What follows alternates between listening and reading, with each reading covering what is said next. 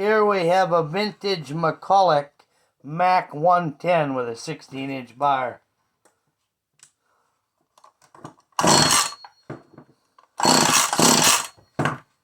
Oh, it helped if I turned the switch on.